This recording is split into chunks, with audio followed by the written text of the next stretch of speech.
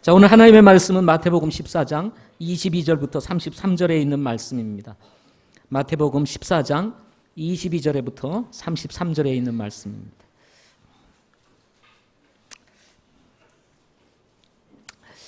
자, 우리 교회에 신기한 일들이 좀 있는 것 같습니다. 그 중에 하나가 예배가 시작될 때면 성도들이 별로 안 와서 오늘은 많이들 안 오시는가 보다.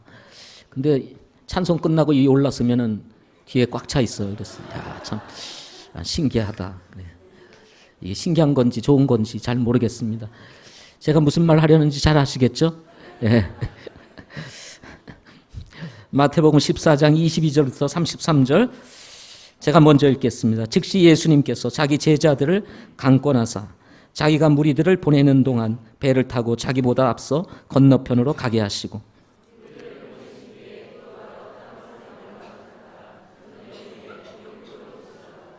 그러나 이제 배는 바다 한가운데 있었고 바람이 반대로 불므로 파도로 인하여 요동하더라. 제자들이 그분께서 바다 위로 걸어오시는 것을 보고 불안해하여 이르기를 영이다 하고 두려워서 소리 지르거를.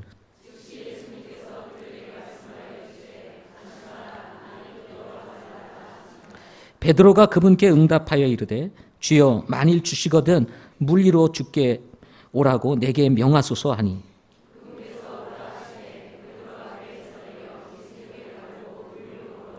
바람이 사나운 것을 보고 두려워하다가 가라앉기 시작하며 소리질러 이르되 주여 나를 구원하소서 하니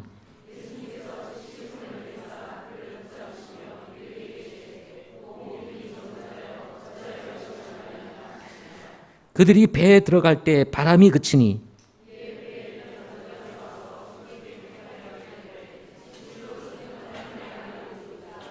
아멘.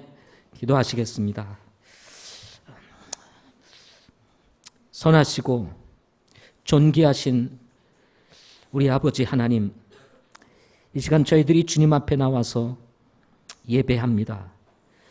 우리의 마음과 영을 다하여 주님을 예배할 수 있도록 도와주시고 거칠어진 마음들 말씀을 통해서 예배를 통해서 정화시켜 주시며 혹시 세상에 사는 동안 우리가 믿음이 연약하여 넘어진 분들이 있다면 다시 새 힘을 얻고 회복되는 시간이 될 수 있도록 도와주시옵소서.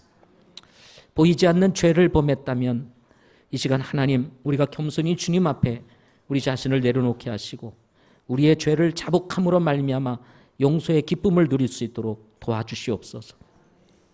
그러나 우리 가운데 아직 주님을 알지 못하는 분들이 있다면 아버지 하나님 오늘 예배를 통해서 살아계시고 지금도 역사하시는 우리 주님을 만나는 은혜가 있도록 도와주시옵소서. 말씀을 주님께 의뢰하오며 예수님의 이름으로 기도드립니다. 아멘. 오늘 말씀의 제목은 믿음이 시험대에 오를 때라고 하는 제목으로 말씀 같이 나누도록 하겠습니다. 오늘 말씀은 예수님께서 오병이어의 기적을 행하신 후에 거침없이 곧바로 제자들을 벳세다라고 하는 지역에서 가버나움이라고 하는 지역으로 배를 타고 건너가게 하십니다. 예수님의 강권적인 말씀에 따라서 갈릴리 바다를 건너가는 과정에서 제자들이 큰 풍랑을 만나게 됩니다. 그 풍랑을 만나서 일어난 사건을 기록하고 있는 말씀이 오늘 말씀이라고 할 수가 있습니다. 특별히 오늘 본문에는 기록되어 있지 않지만 주목해야 할 것은 예수님께서 제자들을 갈릴리 바다 건너편으로 배를 타고 가게 하신 후에 예수님은 홀로 산으로 올라가셔서 기도를 하시게 됩니다. 이 본문에는 이 장면만 기록되어 있지만 같은 내용을 기록하고 있는 요한복음 6장 15절 이하에 있는 말씀을 보게 되면 예수님께서 제자들을 즉시 무리들과 따로 분리시켜서 가버나움으로 배를 타고 건너가게 하시고 예수님 또한 무리에게서 나와 산으로 올라가 기도하셨던 이유를 설명하고 있는데 그것은 당시 오병이어의 기적을 경험했던 무리들이 예수님을 억지로 예수님을 왕으로 세우려고 하였기 때문이었다고 밝히고 있습니다. 예수님께서는 자신을 왕으로 옹립하려고 하는 무리들로부터 제자들을 분리시키고 자신 또한 홀로 산으로 올라가심으로 이 무리들로부터 나오셨던 이유는 무엇이었을까요? 예수님은 먹고 사는 문제를 해결하기 위해서 오신 정치적인 메시아가 아니라 영적으로 굶주린 영혼들을 죄에서 구원하시고 굶주리지 않는 영원한 빵을 주시기 위해서 이 세상에 오신 바로 영적인 메시아요 영원한 왕이시기 때문이셨습니다. 요한복음 6장 26절 27절에 있는 말씀을 보게 되면 오병이어의 기적을 행하신 이후에 예수님께서 말씀하시기를 예수님께서 그들에게 대답하여 이르시되 진실로 진실로 내가 너희에게 이르노니 너희가 나를 찾는 것은 너희가 기적을 보았기 때문이 아니요 빵을 먹고 배불렀기 때문이더라. 썩어 없어지는 양식을 위해 수고하지 말고 영존하는 생명에 이르도록 항상 있는 그 양식을 위해서 수고하라. 그것은 사람의 아들이 너희에게 주리니 그를 하나님 아버지께서 봉인하셨다라고 말씀을 했습니다. 오병이어의 기적을 행하신 이후에 예수님께서 다른 지역으로 이동을 하셨습니다. 근데 그 지역까지 사람들이 쫓아왔어요. 근데 쫓아온 이유를 우리 주님께서 간파하시고 말씀하신 것입니다. 기적을 보았기 때문이 아니라 너희가 뭐예요? 양식을 먹었기 때문이다. 빵을 먹고 배불렀기 때문이라. 이렇게 생각을 하고 있는 것을 예수님이 지적하고 있는 것입니다. 당시의 무리들은 자신의 인생의 이 빵 문제, 배고픔의 문제를 해결해 주시는 이 예수님을 보고 야, 이분만 왕으로 세운다면 먹고 사는 문제 해결할 수 있겠구나라고 생각을 하고 그분을 왕으로 옹립하려고 했던 것입니다. 이런 무리들을 향해서 예수님은 썩을 양식을 위해서 살지 말고 썩지 아니할 영원한 양식, 생명의 양식을 위해서 살라라고 말씀을 하셨던 것입니다. 여기서 항상 있는 양식, 생명의 양식은 무엇을 얘기할까요? 요한복음 6장 35절 말씀에 보면 이 양식이 어떤 양식인지에 대해서 예수님께서 말씀을 하십니다. 예수님께서 그들에게 이르시되 내가 곧 생명의 빵이니 내게 오는 자는 결코 줄이지 아니할 것이요 라고 말씀을 하시면서 이 생명의 양식이 바로 예수 그리스도라고 말씀하고 있는 것입니다. 예수님은 제자들을 먹고 사는 문제, 이 빵의 문제만을 가지고 사는 사람으로서가 아니라 정말 영적인 하나님의 뜻을 따라서 사는 사람들로 세우기 위해서 예수님은 예수님을 정치적인 왕으로 세우려고 하는 무리들로부터 이 제자들을 분리시켜 가버나움으로 가게 하셨던 것입니다. 오늘날에도 예수님은 여전히 주님을 따르는 제자들을 이 빵 문제에 관심을 가지고 사는 사람으로서가 아니라 생명의 빵이 되시는 예수님을 위해 살도록 하시기 위해서 우리를 분리시키기 원하신다는 사실인 것입니다. 예수 믿고 거듭난 성도들이 걸어가는 이 믿음의 길은 마치 배를 타고 주님께서 지시한 땅으로 가는 제자들과 같다고 할 수 있기 때문인 것입니다. 이 가정에서 제자들은 바다 한가운데서 큰 풍랑을 만나게 됩니다. 제자들이 만난 풍랑은 반대로 부는 바람이었다고 24절에서 밝히고 있습니다. 한번 24절 같이 읽어보겠습니다. 시작. 그러나 이제 배는 바다 한가운데 있었고 바람이 반대로 불므로 파도로 인하여 요동치더라. 바람이 반대로 분다고 그랬습니다. 원래는 똑바로 불던 바람이 갑자기 반대로 불게 된 거예요. 이러므로 인해서 갑자기 풍랑이 일어나고 이 풍랑으로 인해서 배가 요동을 치게 되는 일이 벌어지게 된 것입니다. 갑자기 일어난 이 역풍, 바다의 사나이들조차도 두렵게 하는 것이었음을 우리는 본문에서 알 수가 있습니다. 이런 바람은 갈릴리 바다에 종종 불었다고 합니다. 이 바람은 2814m의 갈릴리 북동쪽에 있는 헬몬산으로부터 불어오는 것으로 이 헬몬산에는 낮에는 햇볕을 받아 가열된 공기가 가벼워져서 상승하게 되어 호수로부터 골짜기를 따라서 산 꼭대기로 바람이 분다고 합니다. 이런 바람을 골바람이라고 합니다. 그런데 밤에는 기온이 내려가면서 빨리 공기가 냉각이 됨으로 인해서 산으로부터 호수를 향하여 부는 바람이 생겨났다고 합니다. 이런 바람을 일컬어서 산바람이다라고 말을 합니다.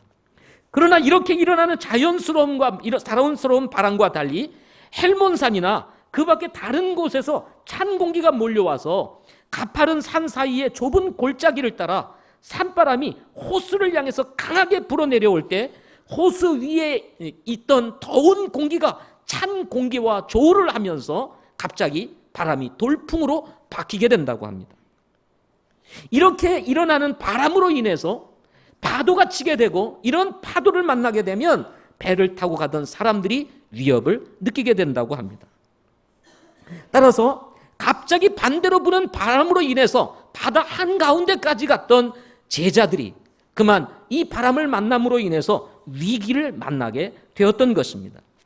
24절에서 보면은 반대로 바람이 불므로 파도로 인하여 라는 말이 있는데, 이 파도는 쾌마톤이라고 하는 이 단어로 부풀다는 의미를 가지고 있다고 합니다. 물이 이렇게 잔잔한 물이 부풀어 오르는 것입니다. 그런데 이 단어가 복수형으로 기록이 되어 있는 거예요. 그러니까 부풀어 오른 이 물이 계속해서 밀려오는 거예요.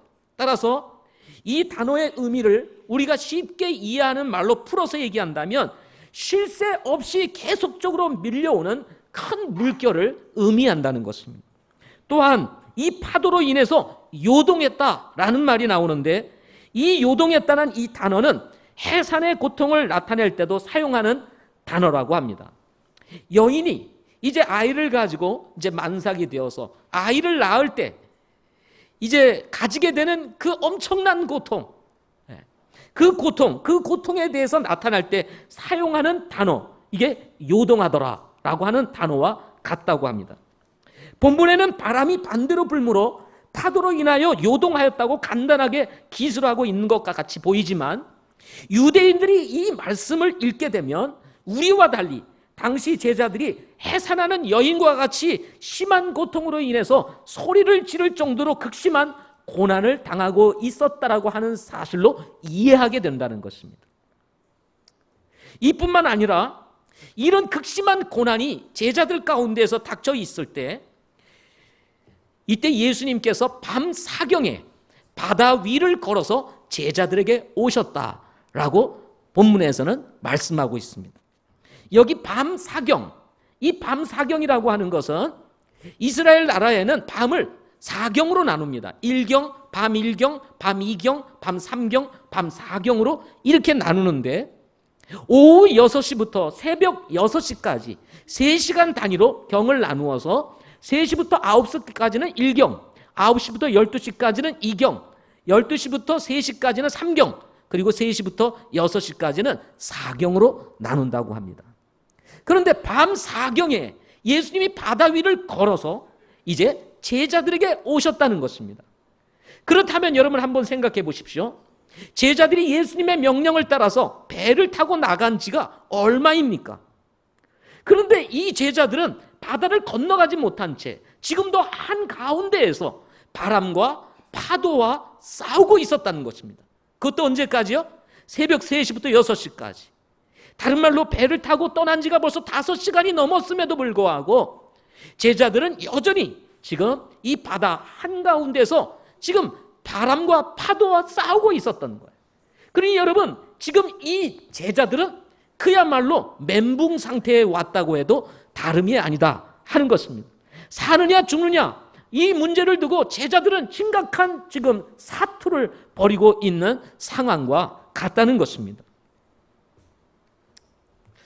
지난 우리 한 주간 동안 우리 CFM 연합 수련회가 있었습니다. 수요일 저녁에 눈이 내렸습니다. 기억하세요? 눈이 내렸습니다. 여러분, 이 도심에서 내리는 눈은 별로 이렇게 정감이 없습니다. 그렇지만 산 속에 들어가서 내리는 눈은요, 정말 아름답습니다. 정말 아름답습니다. 사람들은 눈이 오면 걱정을 하지만 저는 눈이 오기를 늘 기대하며 삽니다. 겨울이 됐는데 왜 눈이 안 오지? 눈 좀 왔으면 좋겠다. 저는 늘 이렇게 아주 순수한 어린 마음을 가지고 살아갑니다. 근데 그렇게 기다리던 눈이 온 거예요. 근데 우리 광교에서 사역을 하고 있는 심선재 목사님이 수요 예배를 인도하기 위해서 이제 교회로 가시게 되었습니다. 점심도 드시지 않고 가셔서 이제 교회에서 말씀도 준비하고 여러 가지를 준비하다가 눈이 내리는 거예요. 눈이 내려서 한 6시쯤에 성도들을 이제 모시러 이렇게 차를 타고 이제 가시는데 눈이 너무 와가지고 대란이 벌어진 거예요. 광교 수원에. 그래가지고 가다가 경기대 앞에 서서 아예 차가 가지를 않는 것입니다. 차들이 부딪혀 있고요. 옆으로 비켜져 있고요. 꼼짝을 할 수가 없었다고 합니다. 그래서 성도 집을 이제 가서 성도들을 데리고 교회로 오시려고 했다가 아예 가지도 못한 채 다시 간신히 다시 돌아와가지고 예배 시간에 성도들이 차를 타고 오는데 도착을 안 하는 거예요. 떠나는데 도착을 안 하는 거예요. 난리가 난 것입니다. 그래서 할 수 없이 전화를 해가지고 오다가 사고 날 위험이 있으니 다 돌아가세요. 혹시나 주변에 있는 사람이 또 올지 모르니 9시 30분까지 홀로 예배를 드리면서 기다리다가 이제 9시 30분에 우리 수련장으로 이제 떠나서 오시게 되었습니다. 9시 30분만 돼도 여러분 시골길은 캄캄합니다. 차도 다 다니지를 않아요. 내비를 찍고 오는데요. 이 내비가 산길로 인도하는 겁니다. 산길로. 내비를 따고 부지런히 가는데 갑자기 좁은 길로 들어가더니 산으로 인도하는 거예요. 캄캄한 밤 차 한 대도 다니지 않는 눈이 하얗게 덮인 도로를 산길을 향해서 쭉 따라올 겁이 나셨습니다. 올라가는 것까지는 어떻게까지 올라갔는데 그것을 넘어서 내려가다 보니까 산 비탈이라 옆으로는 절벽이 있고 도저히 내려가다가 이거 큰일 나겠다 싶어가지고 멈춰가지고는 이러지도 못하고 저러지도 못하는 가운데 전화가 왔어요. 어떻게 가면 좋겠습니까? 어디로 가야 됩니까? 그래가지고 간신히 뒷바꾸로 했더니 이게 후진으로는 올라가더래요. 앞으로는 잘 안 올라가는데 후진으로 간신히 언덕 위에 올라와서 방향을 틀어가지고 브레이크를 잡으면서 싹 내려와가지고 또 다른 지역으로 가가지고 다시 내비를 쳐가지고 우리 목사님들이 안내해 주는 대로 다시 내비를 쳐가지고 또 길을 가는데 여전히 같은 장소로 인도하더랍니다. 여러분 특별히 T맵 믿지 마시기를 바랍니다. T맵 같은 장소로 계속 인도하더라는 거예요. 그래서 이번에는 이거 안 되겠다 싶어가지고 아예 경부선으로 나가가지고 대전 쪽으로 빠져가지고 전혀 우리 가는 길하고 다릅니다. 그런데도 경부선 나가도 대전을 가서 유성을 거쳐서 이제 고속도로를 타고 오는데 또 목사님이 긴장이 되고 멘붕 상태에서 달리다 보니까 또 옆으로 세셨어요. 옆으로 세셔가지고 또 가다 보니까 같은 장소로 또 인도하는 거예요. 가보니 또 같은 장소야. 이때가 새벽 2시 30분이 됐습니다. 새벽 2시 30분. 9시 30분에 출발해가지고 새벽 2시 30분까지 눈과 싸우면서 수련장으로 도착을 하는데 올 수가 없는 거야. 근데 바로 수련장 옆이에요. 이 차가 우리가 주도를 찾아보고 우리 목사님들도 갈 수도 없고 올 수도 없는 상황 속에 보니까 10km 내에 있어요. 10km 내에 있는데 눈 때문에 올 수가 없는 겁니다. 우리 목사님이 5시간 이상을 캄캄한 밤, 칠흑 같은 밤, 차도 다니지 않고 사람도 다니지 않는 곳에서 홀로 눈과 싸우면서요. 죽을 뻔을 몇 번을 했다고 합니다. 목사님 완전히 멘붕 상태가 됐어요. 그래서 할 수 없이 목사님에게 제가 전화를 했습니다. 목사님 무조건 되고 큰 길로 나가세요. 그리고는 큰 길로 나가서 되돌아가세요. 가다가 모텔이 나오면 무조건 되고 거기서 주무시고 아침에 오세요. 그래서 네 하고 그래가지고 천안을 찍어가지고 나가서 간신히 나가서 천안에서 보이는 모텔 무조건 되고 들어가서 잠 2시간 반 자고 그리고 지난밤 얼마나 고생을 했는지요. 두려운 나머지 우리가 그 전날 어디서 왔냐면 월요일 날 어디서 왔냐면 세종성서 침례교회에서 출발해서 왔습니다. 거기서 서울 수도권 친교회가 있었기 때문에 우리 목사님이 천안에서 세종 성서 침례교회에서 안내했던 식당으로부터 가가지고 그 원점으로부터 다시 가가지고 그곳에부터 출발해가지고 찾아오셨답니다. 우리 목사님이 오시자마자 최기영 목사님을 딱 보시는 순간 막 눈물이 나더랍니다. 눈물이. 너무 반가워가지고 5시간 칠흑 같은 밤 아무도 없는 곳에서 홀로 여러분 눈과 싸운다고 생각해 보십시오. 아주 완전 멘붕인 거예요. 멘붕. 뭐 어떻게 할 수가 없는 거예요. 목사님이 우리에게 이렇게 안 되겠습니다. 제가 여기서 그냥 차에서 자고 아침에 출발해야 되겠습니다. 차에서 자고 아침에 출발한대요. 만약에 중간에 차가 기름이 떨어져 가지고 여러분 만약에 자다가 잘못되면 어떻게 됩니까? 이런 걱정 저런 걱정 많은 걱정. 제가 보니까 제자들은요 이보다 더 심한 고통에 지금 시달리고 있었다는 것입니다. 한 발짝도 내딛지 못하고 바람과 파도와 싸우고 있는 제자들, 그야말로 힘겨운 싸움이었다고 할 수가 있습니다. 이때 제자들이 엎친 데 겹친 격으로 바다 위로 걸어오시는 예수님을 보게 되었습니다. 오늘 본문 말씀에 보게 되면 이 바다 위로 걸어오시는 예수님을 보고 26절에 보면 제자들이 불안해하였다고 말을 합니다. 그리고는 말하기를 영이다 하고는 두려워 소리를 쳤다고 본문에 기록하고 있습니다. 여기 영이라고 하는 단어는 헬라어로 판타스마라고 하는 단어입니다. 이 단어는 보이다라는 뜻을 가지고 있는데 이 단어 보이다라고 하는 이 판타스마라는 이 단어는 판타조라고 하는 단어에서 유래되었다고 합니다. 이 단어의 의미는 눈에 보이나 실체가 없는 것, 이것을 일컬어서 판타조라고 이렇게 이야기를 한다는 것입니다. 히브리서 12장 21절에서는 이 단어를 사이트, 영어로는 사이트로 번역했고 한글 역본에서는 광경으로 번역을 했는데 이 판타스마라고 하는 이 단어는 인간의 이성으로는 이해할 수 없는 기상천외한 광경을 목격하였을 때 묘사하기 위해서 사용하는 단어라고 합니다. 이 말에서 아마도 판타지라는 말이 왔다고 생각을 합니다. 여러분, 판타지라고 하는 것은 현실 세계와 다른 것입니다. 오늘날 많은 학생들과 젊은이들이 판타지에 빠져서 사는 경우가 참 많습니다. 판타지 세계에 빠진 우리 젊은이들을 보게 되면 현실 감각들이 굉장히 떨어집니다. 보이기는 하지만 실체가 없는 세계 속에 삽니다. 그러다 보니까 그것이 마치 현실처럼 느끼는 거예요. 그래서 현실 세계에서도 판타지에 빠져서 살아가는 거예요. 그래서 대화를 해보게 되면 현실 감각이 없어요. 그리고 언어가 다릅니다. 엉뚱한 이야기를 해요. 이래서 오늘날 우리 아이들을 사이코 세계로 인도하고 있는 것이 이 판타지입니다. 판타지. 제자들은 예수님의 등장을 판타지라고 생각을 했던 것입니다. 이런 경험을 한 번도 해본 적이 없었기 때문이십니다. 바다 위를 걸어오시는 예수님, 상상해 본 적이 없는 거예요. 그래서 제자들은 두려운 마음에 마음도 불안해지고 그야말로 멘붕 상태에서 바다 위를 걸어오신 예수님을 보고 하나의 영이다, 많은 영들 중에 하나의 영이다 하고 소리를 쳤습니다. 눈에는 보이지만 실체가 없는 것, 그야말로 판타지의 영의 세계로 이해를 하였던 것입니다. 바람과 파도로 인한 극심한 고난과 함께 엎친 데 덮친 경우로 예수님의 나타나심을 이렇게 제자들은 보았던 것입니다. 그러나 예수님은 실체가 없는 영이 아니십니다. 그분은 실제하시는 분이신 것입니다.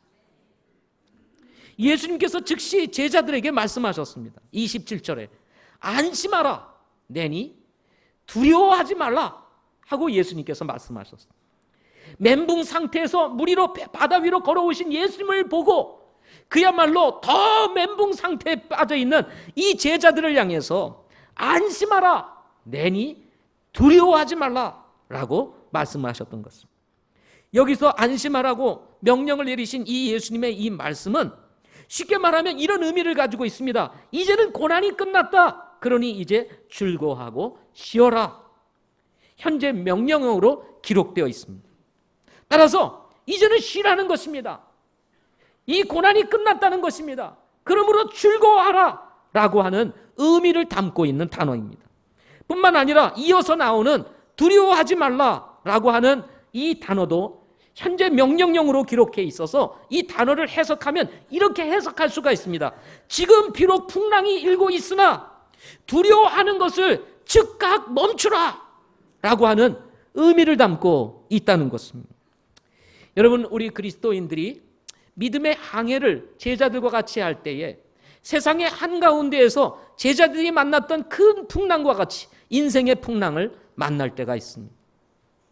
앞으로도 뒤로도 갈 수 없는 상황 속에서 그야말로 멘붕 상태에 빠질 때가 여러분 있지 않습니까? 이러지도 못하고 저러지도 못할 때, 이때 우리에게 필요한 분은 누구일까요? 그분은 바로 예수 그리스도이신 것입니다. 때때로 예수님은 우리에게 판타지의 영의 세계처럼 신비한 분으로 보일 때가 있습니다.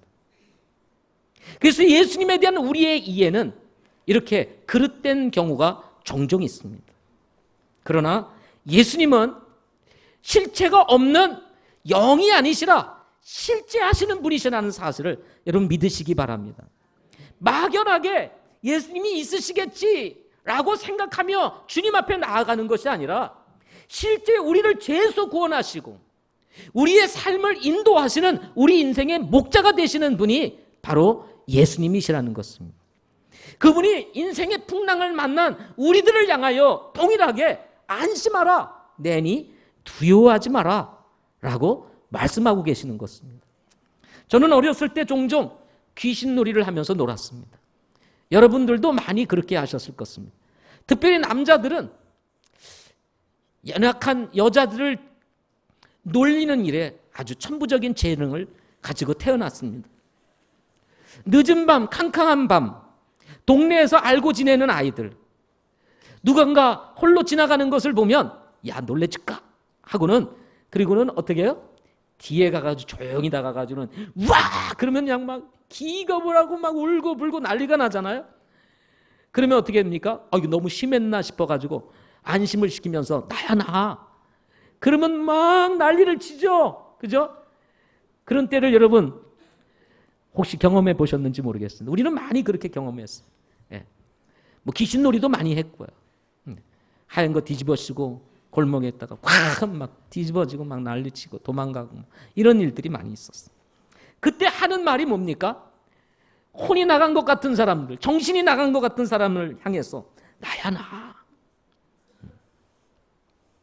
예수님께서 이렇게 제자들에게 다가와서 자신의 존재를 알리면서 두려움에 빠져 있었던 제자들을 안심시키고 있는 것을 보게 되는 것입니다. 여러분, 두려움의 상황 속에서 우리를 정말 안심시킬 수 있는 유일한 분, 그분은 우리와 함께 하시는 예수님이시라는 것입니다. 이는 마치 이스라엘 백성 앞에 서는 것이 두려웠던 모세가 이스라엘 백성들이 그분의 이름이 무엇이냐고 물으면 내가 무엇이라고 대답을 할까요? 라고 했을 때 하나님께서 모세에게 다음과 같은 대답을 주셨습니다. 나는 곧 스스로 있는 자니라. 출애굽기 3장 14절에 있는 말씀입니다. 이방인들은 이 이름의 의미를 이해하기 어렵지만 이스라엘 백성들은 그 이름의 의미가 무엇인지를 너무나 잘 알고 있었습니다. 하나님은 스스로 계시는 분, 그분은 이 세상을 창조하시고 우주 만물을 만드신 유일하신 하나님이시라는 사실을, 그분은 알파와 오메가 되시며 시작과 나중이 되시는 분이라는 사실을 너무나 잘 알고 있었던 이스라엘 백성들은 모세가 이스라엘 백성들 앞에서 너는 누구의 이름으로 왔느냐라고 말을 할 때 그분은 스스로 계시는 분이시라고 이해하기를 했을 때 모든 이스라엘 백성들이 모세의 권위 아래 굴복하는 것을 보게 되는 것입니다. 이보다 더 확실한 근거는 없다는 것입니다. 예수님이 제자들과 함께 계시는데 무슨 설명이 더 필요하겠습니까? 예수님이 제자들에게 말씀하시는 것입니다. 나야 라고. 여러분, 어떤 두려움에 빠져 있습니까? 어떤 고난에 빠져 있습니까? 어떤 풍랑을 만나서 여러분 지금 극심한 고난을 당하고 있습니까? 우리 주님께서 동일하게 우리에게 말씀하시고 계십니다. 안심하라, 두려워하지 마라, 나리라 하고. 이때 베드로가 예수님께 대답하여 이르기를 주여 만일 주시거든 물 위로 주께 오라고 내게 명하소서라고 창조적 제안을 하게 되는 것을 보게 됩니다. 어떻게 보면 지금 극심한 고난 가운데서 물 위에 서 계신 예수님을 보면서 갑자기 베드로의 생각에 주여 만일 주시거든 물 위로 주께 오라고 내게 명하소서라고 이렇게 말한다는 것이 결코 쉬운 일이 아닙니다. 그런데 베드로는 조금 다른 제자들과 달랐습니다. 그러자 예수님께서 대답하셨습니다. 베드로를 향해서 오라 하심에 베드로가 배에서 내려 예수님께 가려고 물 위로 걸어가되 베드로가 바로 이 극심한 고난 가운데서 주님을 만난 이후에 창조적 제한을 통해서 지금 이 베드로가 물 위를 어떻게 해요? 걸어가는 기적을 경험하게 됩니다. 놀랍지 않습니까?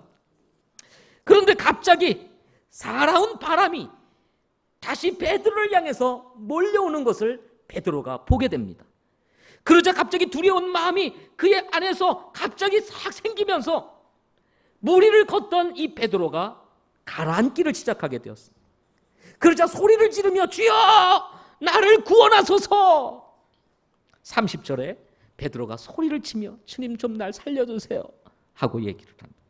이때 예수님께서 즉시 손을 내미사 그를 붙잡으시며 그에게 이르시되 믿음이 적은 자야 어찌하여 의심하느냐라고 말씀을 하고 계시는 것을 보게 됩니다. 잠시의 기적을 경험했던 베드로, 그러나 사납게 부는 바람을 보고 두려워하다가 가라앉기 시작하며 소리를 지르는 연약한 베드로를 바라보면서 이렇게 우리의 믿음도 시험대에 오를 때가 있다는 사실을 오늘 본문에서 밝혀주고 있습니다. 믿음의 길을 갈 때 갑자기 불어오는 사나운 바람으로 인해서 우리의 믿음 또한 시험대에 오른다는 것입니다. 성도들이 주님과 함께 믿음의 길을 갈 때 우리의 믿음은 우리 주변에서 부는 강력한 역풍과 같은 바람으로 인해서 시험에 오르는 것입니다.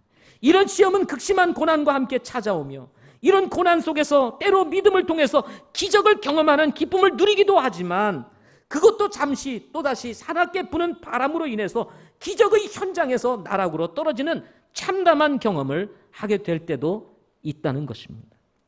어떻게 하면 부는 바람으로 인해서 일어나는 파도를 보고 두려워하기보다도 예수님을 바라보며 오히려 파도를 타며 즐기는 성도가 될 수 있을까요?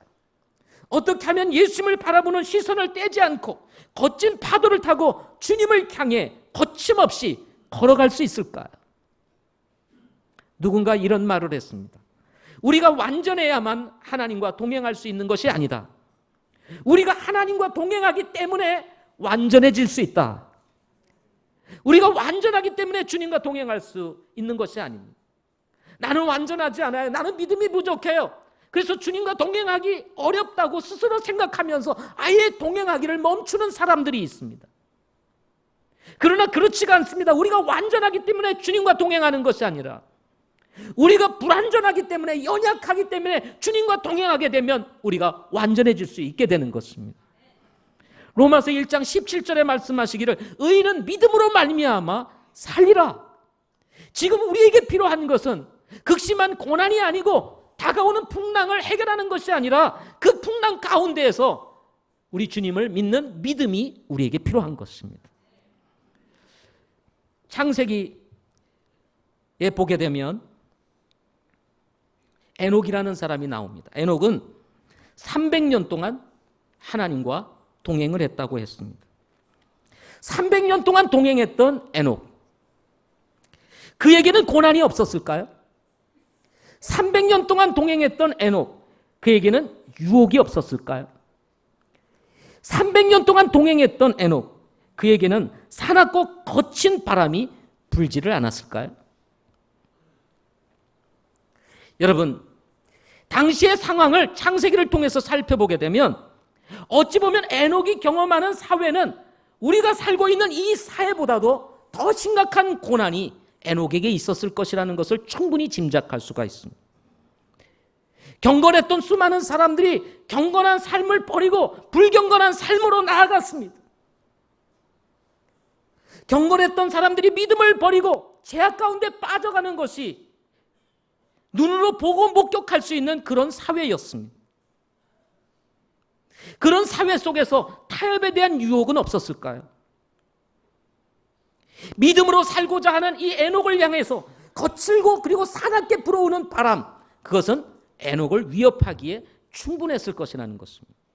그럼에도 불구하고 에녹이 300년 동안 하나님과 동행할 수 있었던 이유, 그것은 비록 자신이 연약하고 부족하고 거친 바람이 불어온다 할지라도 그의 시선을 주님에게서 놓지 않았기 때문이라는 것입니다.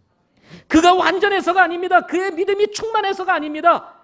그는 자신의 시선을 주님 앞에 고정시키는 것만이 자신이 사는 길이라고 그는 믿었기 때문일 것입니다. 우리는 지금 이런 풍랑을 만나면서 우리는 우리의 믿음의 시험대에 올라 있습니다. 이런 시험대에 올라 있을 때 우리가 놓지 말아야 될 것, 우리가 꼭 붙잡아야 할 것, 무엇일까요? 우리는 2016년도를 시작하면서 도전과 변화에 대한 도전을 받고 있습니다. 우리는 어떤 일에 도전을 해야 될까요? 그 도전을 위해서 우리의 삶을 우리는 어떻게 조정해야 할까요? 어떤 상황에서도, 어떤 환난에서도, 어떤 거친 바람이 분다 할지라도 우리가 붙잡아야 할 것,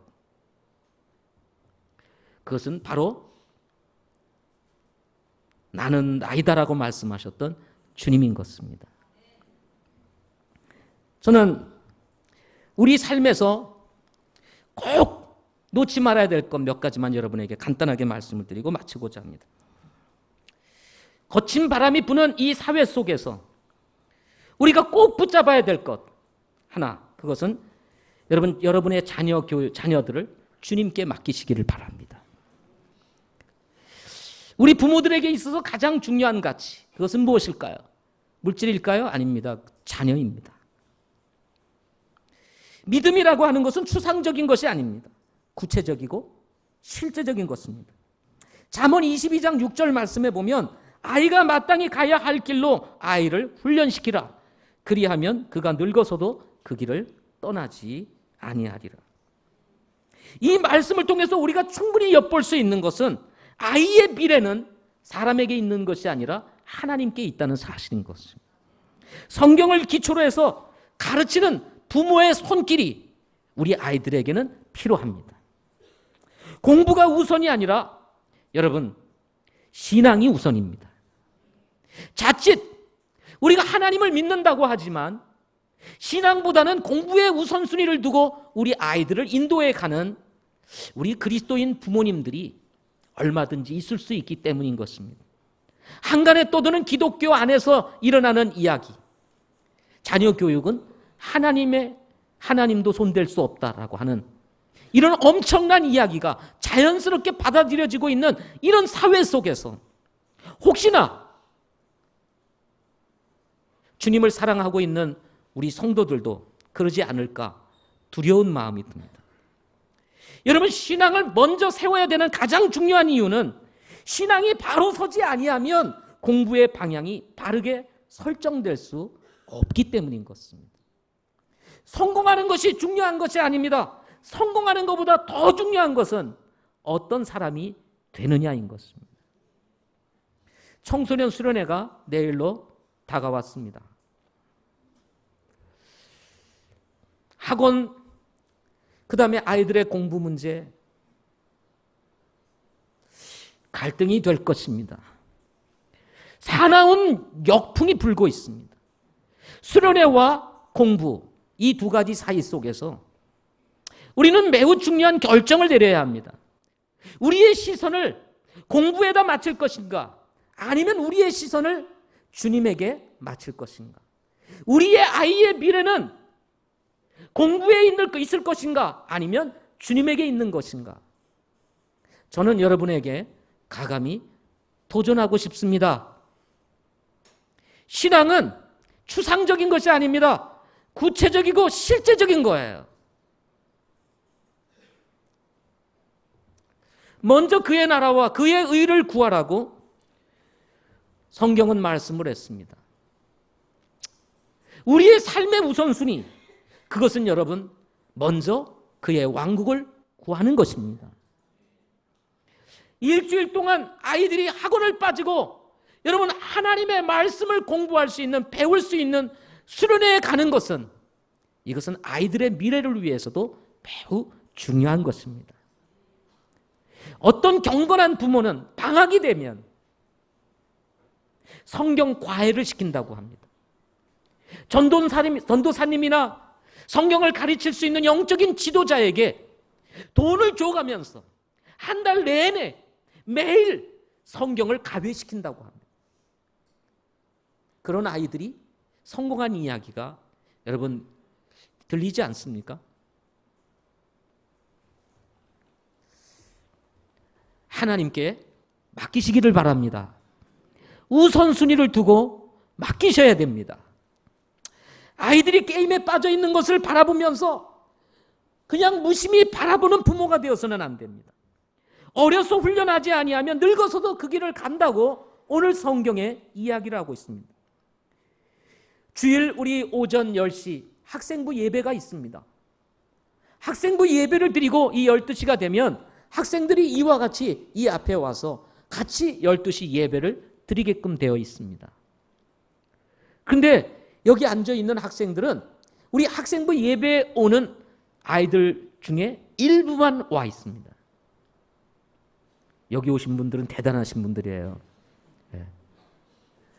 그런데 왜 우리 학생들이 안 보이냐, 누구는 어디 갔느냐 하고 제가 선생님들이나 또 이런 사람들에게 물어보면 나오는 대답이 있습니다. 그것은 뭐냐면 지금 2부 예배를 드리는데 아이들이 PC방에 놀러 갔다는 거예요.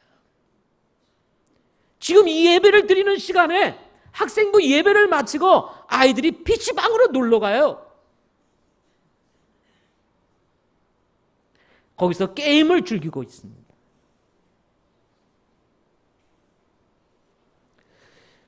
억지로 어떤 일을 하게 하는 것은 지혜롭지 못한 일일 수가 있습니다. 그러나 그리스도인 부모로서 양보할 수 없는 믿음의 선을 가지는 것은 매우 중요합니다. 아이들의 이야기를 들어줄 수 있습니다. 아이들의 입장을 충분히 이해할 수 있습니다. 아이들과 대화할 수 있습니다. 그리고 아이들의 필요를 채워줄 수 있습니다.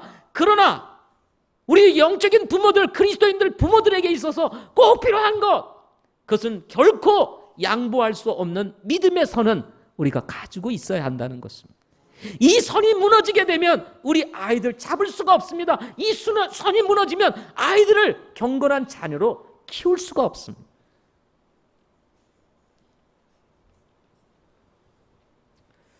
저의 마음에는 이 말씀을 드리면서 저는 곰곰이 내 자신을 살펴보았습니다. 내가 과연 이런 말을 할 수 있는 자격이 있을까? 이렇게 생각해 보았습니다. 그런데 제 마음속에 이런 생각이 들었습니다. 나도 부모다. 여러분 따라서 해보십시오. 나도 부모다. 다시요. 나도 부모다. 여러분 우리가 부모가 아닙니까? 내 아이의 부모이기도 하지만 우리 모두의 부모라는 사실입니다. 내 아이만 잘 되는 것이 중요한 것이 아니라 우리 모든 아이가 우리 교회 안에서 잘 돼야 된다고 믿습니다. 만약에 우리 아이라고 하는 생각에서 우리가 벗어나게 되면 남의 아이가 됩니다. 남의 아이가 되는 순간 이 아이가 어떻게 살든 무엇을 하든 관심이 없습니다. PC방을 가든 학교를 그만두든 좋지 않은 아이들하고 놀든 무엇을 하든 상관이 없습니다. 그러나 만일 내 아이라고 생각한다면 우리는 어떻게 될까요? 그 아이에 대해서 우리 마음에 있는 진실을 이야기하기 시작할 것입니다. 저는 여러분을 사랑하고 또 우리 아이들을 정말 소중하게 생각하고 있습니다. 저는 한 교회의 영적인 아비입니다. 부족하지만. 그래서 부탁드리고 싶은 것이 있습니다. 할 수만 있으면 여러분의 자녀를 크리스천 스쿨로 보내십시오. 저는 이것이 우리 교회가 가지고 있는 우리 자녀들을 위한 최선의 길이라고 믿고 있습니다. 세상적으로 보면 시설도 없고 정말 별로 눈에 보이는 것이 없습니다. 그러나 여러분, 우리는 시설을 보는 게 아닙니다. 우리는 믿음으로 하나님을 바라보는 것입니다. 우리 교회가 좋은 교회라고 생각한다면 여러분, 우리 교회에서 운영하는 크리스천 스쿨 좋은 학교일 수 있습니다. 세상의 교육, 여러분 좋은 것 같이 보이죠. 갖추어진 것 같이 보이지만 그것은 주님의 길이 아닙니다. 할 수만 있으면 우리 아이들을 경건하게 기를 필요가 있습니다. 여러분 한번 깊이 고민해 보시기를 바랍니다. 두 번째로 돈을 따라가지 말고 주님을 따라가시기 바랍니다. 디모데전서 6장 10절 말씀에 보면 돈을 사랑함이 모든 악의 뿌리이니 어떤 자들이 돈을 탐내다가 믿음에서 떠나 잘못하고 많은 고통으로 자기를 찔러 깨뜨렸도다 라고 이야기를 했습니다. 저도 돈을 좋아합니다. 제가 물어보겠습니다. 돈 좋아하지 않는 분? 저만 손 들고 있네요. 네. 저도 돈을 좋아합니다. 돈이 있으면요, 저도 은근히 기분이 좋아요. 그런데 제가 돈을 사랑하지는 않습니다. 돈을 사랑해서 돈이 없으면 난 못 살아, 이렇게 생각하며 살지는 않습니다. 왜냐하면 자칫 돈을 탐내다가 보면 그것이 나의 인생을 뿌리채 흔들어 놓을 수 있기 때문에 그렇습니다. 제가 인생을 살면서 깨닫는 것이 있습니다. 그것이 뭐냐면 내가 돈을 쫓아간다고 해서 돈이 나에게 오는 것이 아니라는 것입니다. 내가 돈을 잡으려고 막 쫓아갑니다. 그렇다고 해서 그 돈이 나에게 오는 것이 아니라는 거예요. 여러분 사시면서 경험하지 않으셨습니까? 잡으려고 했던 돈 잡았던 것 같은데 어느 날 한순간에 사라지는 경우도 많죠.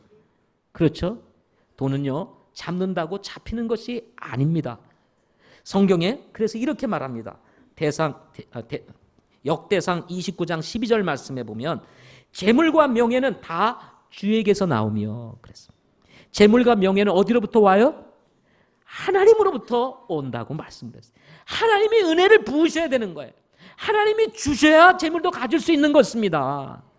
내가 가지려고 한다고 해서 가지는 게 아닙니다.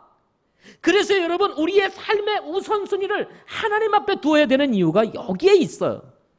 많은 사람들이 속습니다. 내가 돈을 잡으러 가면 잡힐 것 같다고 생각하는 이런 마음 때문에 주님을 내려놓고 돈을 잡기 위해서 쫓아간단 말입니다. 돈을 따라갑니다. 돈의 흐름을 따라갑니다. 주님은 저 뒤에 있습니다. 그래서 이것도 잃어버리고 저것도 잃어버리고 다 잃어버리게 되는 것입니다. 여러분, 그리스도인은 돈을 따라가는 사람이 아니라 돈의 주인이신 주님을 따라가는 것입니다. 시간이 없어서 넘기겠습니다. 마지막으로 바른 교리에 서 있으시기를 바랍니다. 골로새서 2장 8절 말씀에 보면 어떤 사람이 철학과 헛된 속임수로 너희를 노략하지 못하도록 조심하라. 이것들은 사람들의 전통과 세상의 유치한 원리들을 따르는 것이요 그리스도를 따르는 것이 아니니라 라고 말씀을 했습니다. 세상에는 헛된 철학들이 아주 만연하고 있습니다. 이런 사상 저런 사상, 이런 생각 저런 생각, 이런 이론 저런 이론, 거기에다가 성공 신화들까지 사람들을 미혹하는 일들을 계속해서 하고 있습니다. 많은 그리스도인들이 성공 신화를 쫓아가는 경우들이 참 많습니다. 세상의 전통과 세상의 유치한 원리들을 따라가는 경우들이 많다는 것입니다. 그러나 성경은 세상 철학을 주의하라고 말합니다. 성공주의 주의해야 합니다. 그것은 헛된 속임수에 불과합니다. 박지성이가 세계적인 축구 선수가 된다고 해가지고 박지성과 같이 축구 선수가 되겠다고 올인을 하는 학생들이 많습니다. 박지성과 같이 성공할 수 있는 확률은 거의 한두 명에 불과합니다. 나머지는 쫓아가다가 중간에 다 그만두게 돼 있습니다. 성공 신화가 막 나옵니다. 책을 쏟아져서 여러 가지 사람들의 이야기들이 막 흘러 들어옵니다. 책을 읽어보니까 도전받아요. 야, 나도 뭐 이렇게 살아보자. 그래서 열심히 살아보세요. 되나? 안 됩니다. 붕어빵과 같이 그대로만 하면 짝짝짝짝 찍혀마서 나올 수만 있다면 얼마나 좋겠습니까? 그러나 그렇지 않다는 것입니다. 따라서 바울은 골로새서 2장 6절부터 7절 말씀에 이렇게 얘기합니다. 그러므로 너희가 주 곧 그리스도 예수님을 받아들였듯이 그렇게 그분 안에서 걷되 그분 안에서 뿌리를 내리고 세워지며 가르침을 받은 대로 믿음 안에 굳게 서서 그 안에서 넘치도록 감사를 드리라 하고 말씀을 주고 있습니다. 여러분, 우리의 믿음의 뿌리를 그리스도에게 깊게 내려야 합니다. 하나님의 말씀에 깊이 우리의 믿음의 뿌리를 내려야 한다는 것입니다. 이 믿음의 뿌리를 내리는 것이 무엇입니까? 흔들리지 않는 믿음을 가지는 것이 뭐예요? 그것이 바로 우리가 믿는 신앙에 대한 교리를 분명히 가지는 것입니다. 하나님은 어떤 분이신지, 성령은 어떤 분이신지, 인간 타락은 어떤 것인지, 예수님이 세상에 오신 이유가 무엇인지, 어떻게 하면 구원을 받을 수 있는지, 예수님의 속죄는 어떤 것인지, 은혜 시대는 어떤 것이고 율법 시대는 어떻고 7년 대환란 시대는 어떤 시대이고 1000년 동안 왕국이 세워진다고 하는데 이 1000년 왕국은 어떤 것이고 우리 주님께서 후에 백보자에서 심판을 하신다고 하는데 이 백보자 심판은 무엇이고 등등의 우리 성경에 나오는 우리가 믿는 신앙의 교리들을 우리가 잘 배워서 우리의 믿음을 굳게 세우는 것도 중요하다는 것입니다. 그 중에 하나 우리는 성경 번역 중에서 킹 제임스 성경을 번역한 한글 역본을 사용하고 있습니다. 저는 여러분들에게 비록 이 한글 역본인 이 킹 제임스 역본이 우리가 읽는데 여러 가지 익숙하지 않은 면도 있고 또 여러분들이 볼 때 영어적으로도 약간 미숙한 면이 있다 할지라도 그러나 우리가 먼저 사용하던 개역 성경과는 비교할 수 없을 정도로 잘 번역된 한글 역본이기 때문에 여러분 이에 대한 여러분 그 가치를 우리 모두가 가지고 있어야 되는 줄 믿습니다. 세례가 침례라고 번역된 것만 해도 여러분 가치가 있는 것입니다. 저는 성경을 전하기 위해서 말씀을 원어적으로도 이렇게 찾아보고 저렇게 찾아봅니다. 이것이 내가 전하는 이 말씀이 맞나 확인을 해봅니다. 그런데 우리 이 한글 역본인 이 킹 제임스 역본은 거의 원어에 가까운 번역으로 되어 있습니다. 많은 경우들이. 따라서 여러분 이 성경에 대한 분명한 확신을 가지고 이 성경을 사용함에 대한 여러분 분명한 자긍심을 가지고 여러분 주님과 동행하는 여러분들이 되시기를 바랍니다. 결론적으로 우리의 믿음은 여러 방향에서 부는 바람으로 인해서 시험대에 오른다는 것입니다. 이때 우리에게 필요한 것은 어떤 바람, 어떤 파도가 일어난다 할지라도 우리의 시선을 주님께 고정시켜야 한다는 것입니다. 바람을 보는 순간 두려움이 엄습하여 의심을 일으켜 두 마음을 가지게 할 수가 있기 때문인 것입니다. 따라서 여러분 우리가 믿음의 길을 감에 있어서 중요한 것은 내가 주체가 되지 말고 주님이 주체가 되게 하라는 것입니다. 내가 앞서다 보면 반드시 갈등이 일어나게 되고 영적인 문제가 생기게 되는 것입니다.